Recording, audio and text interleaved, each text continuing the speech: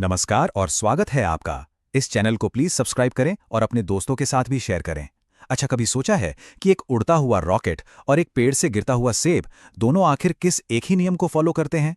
आज हम उन्हीं अनदेखी ताकतों को समझने वाले हैं जो हमारे चारों ओर की हर चीज को चलाती हैं। तो चलिए गति के इन जबरदस्त नियमों की दुनिया में गोता लगाते हैं। चाहे वो एक कार हो, एक सेब हो या फिर एक रॉकेट, इन सबके पीछे ना एक ही ताकत काम कर रही है और वो है बल, या जिसे हम फोर्स कहते हैं। यही वो हीरो है जो हमारी दुनिया की हर चीज को गति देता है। तो आइए इसके रहस्यों को समझते हैं। तो गति की इस पूरी कहानी का जो मेन कैरेक्टर है वो है बल। ये हर जगह है, हर पल काम कर रहा है, भले ही हम उसे महसूस करें या ना करें। सीधी सी बात है, बल ही वो चीज है जो किसी रुकी हुई चीज को चला सकता है या फिर किसी चलती हुई चीज को रोक सकता है। सोचिए जरा, एक रुकी हुई फुटबॉल को किक मारने से लेकर तेजी से आती हुई गेंद को रोकने तक हर जगह बस बल ही तो काम कर रहा है। अच्छा, तो ये जो बल है ना, ये मोटे तौर पर दो तरह के होते हैं। पहले हैं संपर्क बल, जिनके लिए छूना जरूरी है, जैसे किसी दरवाजे को धकेलना।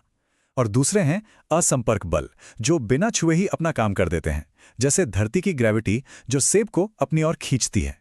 जैसा कि हम यहाँ देख सकते हैं, लड़का बक्से को छूकर धकेल रहा है। ये हुआ कॉन्टैक्ट फोर्स यानी संपर्क बल। वहीं दूसरी तरफ सेब पेड़ से बिना किसी सहारे के गिरता है, क्योंकि ग्रेविटी का नॉन कॉन्टैक्ट फोर्स उसे नीचे खींच रहा है। अब आते हैं सर आइजैक न्यूटन के पहले नियम पर। इसे हम मजाक में आलस का नियम भी कह सकते हैं। ये नियम बताता है कि आखिर चीजें अपनी मौजूदा हालत में ही क्यों रहना पसंद करती हैं। सीधे शब्दों में कहें तो चीजें जो कर रही हैं वही करते रहना चाहती हैं।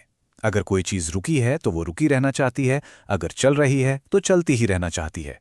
और इसी जिद को साइंस की भाषा में जड़त्व या इनर्शिया कहते हैं। ये है नियम का पहला हिस्सा। मेज पर रखी ये किताब सदियों तक वहीं पड़ी रहेगी, जब तक कोई बाहरी बल उसे धकेले नहीं। ये है इसका जड़त्व, इसका अपनी जगह पर टिके रहने का गुण। और ये रहा नियम का दूसरा पहलू। अगर कोई बाहरी बल न होना तो ये कार हमेशा एक ही स्पीड से चलती रहेगी। लेकिन असल दुनिया में सड़क और हवा का घर्षण यानी फ्रिक्शन उस बाहरी बल का काम करता है, जो कार को धीमा करके आखिरकार रोक देता है। तो पहला नियम हमें बताता है कि मोशन बदलने के लिए फोर्स चाहिए, लेकिन सवाल यह है कि आखिर कितना फोर्स चाहिए। यहीं पर न्यूटन का दूसरा नियम आता है, जो हमें गति का पूरा हिसाब किताब समझाता है। तो यहीं पर आता है वो फेमस फॉर्मूला F = ma।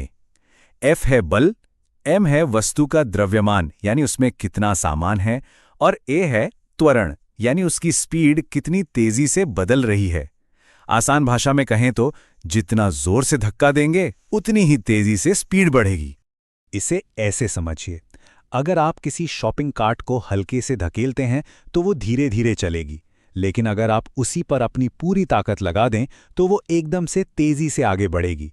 मतलब जितना ज्यादा बल उतना ज्यादा त्वरण। सिंपल। अब देखिए द्रव्यमान यानी मास का रोल।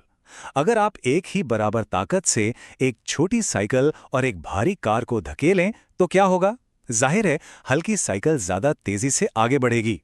इसका मतलब जितना ज्यादा द्रव्यमान उतना ही कम त्वरण। अब आते हैं न्यूटन के तीसरे और आखिरी नियम पर। यह प्रकृति के सबसे खूबसूरत सिद्धांतों में से एक है, जो हमें बताता है कि इस यूनिवर्स में कोई भी बल अकेला नहीं होता। इसका मतलब यह है कि हर एक्शन का एक बराबर और उल्टा रिएक्शन होता है। जब भी आप किसी चीज पर बल लगाते हैं तो वो चीज भी आप पर उतना ही बल वापस लगाती है, लेकिन उल्टी दिशा में। रॉकेट लॉन्च इसका सबसे बेहतरीन उदाहरण है। रॉकेट अपनी गैसों को तेजी से नीचे की ओर धकेलता है, यह है एक्शन, और इसके जवाब में वो गैसें रॉकेट को उतनी ही ताकत से ऊपर की ओर धकेलती हैं, यह है रिएक्शन। और बस इसी वजह से रॉकेट आसमान में उड़काता है। कमाल है ना? न्यूटन के इन महान नियमों के बाद अब बात करते हैं ऐसे बल की जिसके बिना हमारी रोजमर्रा की जिंदगी इम्पॉसिबल है और जो कभी-कभी हमारे लिए मुसीबत भी बन जाता है। जी हां, हम बात कर रहे हैं घर्षण यानी फ्रिक्शन की। जब भी दो सतहें एक दूसरे पर फिसलने की कोशिश करती हैं ना, तो घर्षण उनकी गति का विरोध करता है। ऐसा इसलिए होता है क्योंकि माइक्रोस्कोपिक लेवल पर कोई भी सतह पूरी तरह चिकनी नहीं होती। उसमें छोटे छोटे उभार और गड्ढे होते हैं जो आपस में फंसकर रुकावट पैदा करते हैं।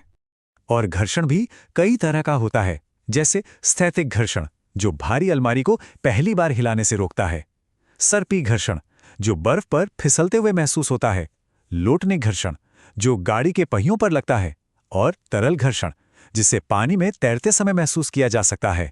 पता है, घर्षण एक ही समय में हमारा दोस्त भी है और दुश्मन भी। इसके बिना हम चल नहीं पाते, कलम नहीं पकड़ पाते या गाड़ियों में ब्रेक तक नहीं लगा पाते।